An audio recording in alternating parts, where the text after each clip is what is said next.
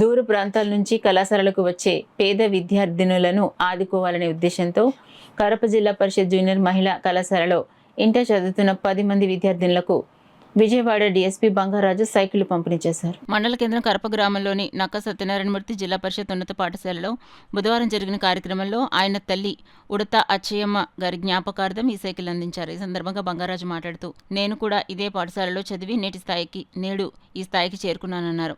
ఇక్కడ చదువుకుంటున్న విద్యార్థులు కూడా కృషితో భవిష్యత్తులో ఉన్నత స్థానాలు చేరుకోవాలని అన్నారు. చదువుతో పాటు ఆటలు పాటలు సాంస్కృతిక కార్యక్రమాలు చురుగ్గా పాల్గొనాలని సూచించారు. మా అమ్మగారి స్ఫూర్తితో ఇలాంటి సేవా కార్యక్రమాలు కొనసాగిస్తున్నానని ఆయన పేర్కొన్నారు. ఈ కార్యక్రమంలో కరప మాజీ సర్పంచ్ పులిశెట్టి తాతీలు, ఉపాధ్యాయులు, విద్యార్థులు తదితరులు పాల్గొన్నారు. ఇక్కడ కాలేజీ గర్ల్స్ కాలేజీ మాత్రమే చేశారు.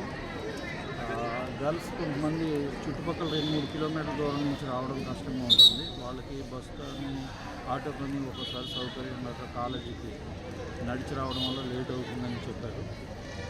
దాని గురించి వాళ్ళకి లేట్ అవ్వకూడదనే ఉద్దేశంతో వాళ్ళకి సైకిల్ ఏదైనా ప్రొవైడ్ చేస్తే టైంకి వస్తారని నమ్మకంతో వాళ్ళకి 10 మంది వరకు సైకిల్స్ లేవని చెప్పారు. అలా ట్రాన్స్పోర్ట్ ఫెసిలిటీ లేదని, అందువల్ల 10 సైకిల్స్ వాళ్ళకి కొని ఇవ్వడం జరిగింది.